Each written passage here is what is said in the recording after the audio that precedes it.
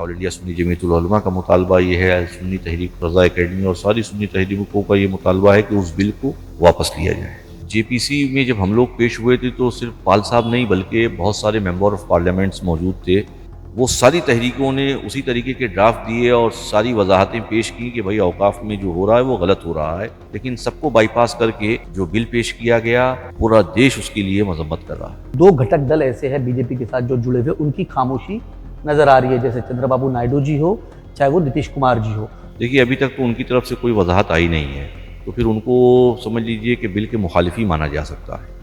और अगर ऐसा कुछ होता है तो फिर अपने बुज़ुर्गों से मशवरा करके जो भी कानून और ज़ाब्ते के दायरे में जो भी रास्ता होगा वो इख्तियार किया जाएगा। मुखालिफत में उठने वाली जोरदार आवाज़ों के बीच वक्फ संशोधन बिल संसद में पेश हो चुका है। विपक्षी दल इसे रोकना चाहते हैं और सरकार हर हाल में पास कराने की कोशिश में है। उलमा की तरफ से इस बिल पर जो राय सामने आई थी उसके एतबार से बदलाव नहीं किए गए हैं। जेपीसी अध्यक्ष जगदम्बिका पाल से ऑल इंडिया सुन्नी जमीयतुल उलमा के सदर सैयद मोइन मियां भी मिले थे और तहरीरी तौर पर अपनी बात को मजबूती से रखा था। कह आए थे कि औकाफ में बदलाव काबिल कबूल नहीं होगा। ऐसे में अब आगे उनका क्या रुख रहेगा, हमारे मुंबई रिपोर्टर अमजद खान ने उनसे बात की। वक्फ अमेंडमेंट बिल जेपीसी को लेके पार्लियामेंट के अंदर बिल जो है वो टेबल अध्यक्ष को दे दी गई है और कहीं ना कहीं जेपीसी के अंदर जो तमाम मुद्दे मुसलमानों के वक्फ की मिल्कियत के ऊपर उठाए गए थे, जेपीसी के अध्यक्ष जगदम्बिका पाल जी ने तमाम लोगों से कोशिश करी और राब्ता किया कि जो वक्फ अमेंडमेंट बिल है उसके अंदर क्या क्या चीज़ें तरमीम की जाए। उसी सिलसिले में वो मुंबई भी आए थे और मौलाना मोइन मियाँ अशरफी से भी उन्होंने मुलाकात की थी, इस्लाम जिमखाना में मीटिंग भी हुई और मोइन मियाँ अशरफी जो है दिल्ली भी गए थे। वक्फ अमेंडमेंट बिल की जो मीटिंगें हुई थी उस सिलसिले में हमारे साथ मौजूद है मोइन मियाँ अशरफी जी। जेपीसी की जो मीटिंगें हुई थी और जो बिल है वो पार्लियामेंट में जो है अध्यक्ष को दे दिया गया है टेबल करने के लिए, क्या कहना चाहिए? देखिए जेपीसी की जो बैठक हुई थी उसमें सबसे पहले जो है ऑल इंडिया सुन्नी जमीयतुल उलमा को जो है वो मौका दिया गया था औकाफ के ताल्लुक से मामलात रखने के लिए। तो ऑल इंडिया सुन्नी जमीयतुल उलमा ने 3 घंटा 15 मिनट अपने लीगल सेल के ज़रिए जो है वो जेपीसी में सारे मामलात को रखा औकाफ के ताल्लुक से।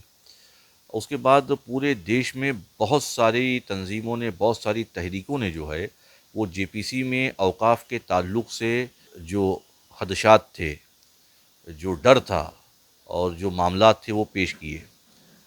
लेकिन वो सारी बातों को दरगुज़र करके जेपीसी ने जो है वो बिल पेश किया है और हम समझते हैं कि पार्लियामेंट में वो बिल मंजूर नहीं होगा और हमारा मुतालबा ये है, ऑल इंडिया सुन्नी जमीयतुल उलमा का मुतालबा ये है, सुन्नी तहरीकों का रज़ा एकेडमी और सारी सुन्नी तहरीकों का ये मुतालबा है कि उस बिल को वापस लिया जाए। तकरीबन 50 से ज़्यादा अमेंडमेंट जो है वो किए गए थे। 14 मांगों को कहीं ना कहीं जेपीसी ने माना और तकरीबन 44 ऐसी मांगे थी जिनको उन्होंने रद्द कर दिया। तो जेपीसी की लगातार, हालांकि वो मीटिंग का जो कॉन्फिडेंशियल मीटिंग होती है, लेकिन जो बिल है उसको टेबल कर दिया गया है, वो पब्लिक डोमेन में भी आ जाएगी। किस तरीके से देखते हो कि उसके अंदर दो वक्फ बोर्ड के अंदर 2 हिंदुओं को रखा जाएगा, कलेक्टर को वो जो लैंड है वो कलेक्टर जो है उसका सर्वे सरवा होगा, ये तमाम चीज़ों को किस तरीके से देखते हैं?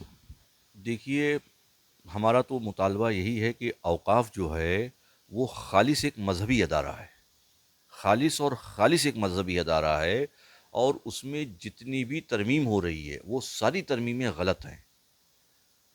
पहले ही औकाफ की 80% ज़मीनों पर लोग काबिज़ हैं और वो ज़मीनें खा चुके हैं लोग, और जो 10-20% बचा है वो भी इस ज़रिए से खा लिया जाएगा।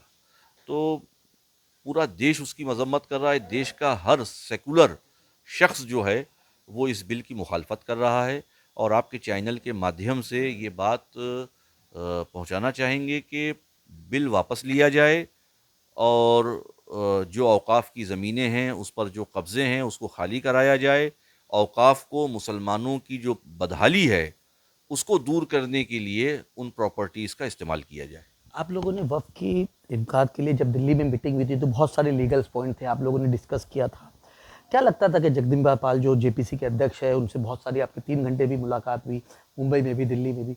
तो ऐसा क्या लगा कि कोऑर्डिनेशन के अंदर कहाँ फ़र्क पड़ गया और बिल को लेके कहीं न कहीं जो आपकी मुख्य माँगें थी, जो आप लोगों ने लीगल तौर पे पेश करी थी, उसको नहीं माना गया? क्या लगता है इस चीज़ों को?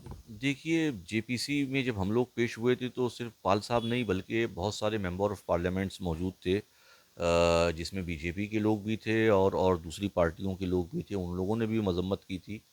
और ये समझा जाता था कि हम जो दस्तावेज़ पेश कर रहे हैं, जो कि हमारे दस्तावेज़ 100% सही थे औकाफ़ के ताल्लुक से, और हमारे अलावा जितनी भी तहरीकें हैं देश की, वो सारी तहरीकों ने उसी तरीके के ड्राफ्ट दिए और सारी वजाहतें पेश की कि भाई औकाफ़ में जो हो रहा है वो गलत हो रहा है।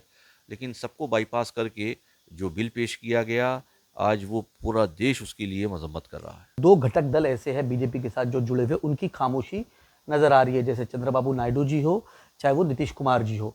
दोनों को ही लेके अगर बिल अगर पास करना है तो ये दोनों की रजामंदी पार्लियामेंट में काफ़ी ज़्यादा अहम हो जाती है। उसके साथ चिराग पासवान भी है जो बिहार से, और बिहार में एक यही साल जो है चुनाव भी होना है। तो क्या लगता है कि ये जो तमाम जो घटक दल है वो किस तरीके से इस बिल को देखेंगे और उनका क्या स्टैंड होना चाहिए?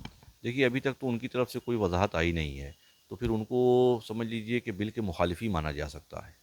अगर बिल पास हो जाता है तो उसके बाद आप लोगों का क्या स्टैंड होगा? उलमा इकराम की बात करें या मुस्लिम कम्युनिटी की बात करें, क्या स्टैंड रखेंगे इसके ऊपर? अभी तक तो ये यकीन है इंशाअल्लाह कि ये बिल वापस लिया जाएगा।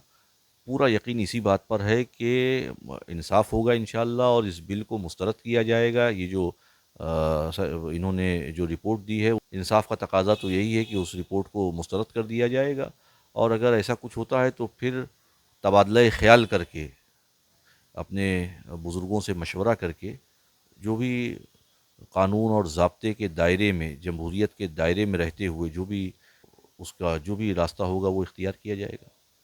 देखिए, इधर हजरत इनका साफ तौर पे कहना है कि अगर कानून के मामले से अगर बिल पास हो जाता है तो आगे की कानूनी लड़ाई किस तरीके से लड़नी है, इसकी जो तैयारी है उलमा इकराम ज़रूर करेंगे। अब देखना ये होगा ये बिल पास हो पाता है कि नहीं। द लीडर के लिए अमजद खान, मुंबई।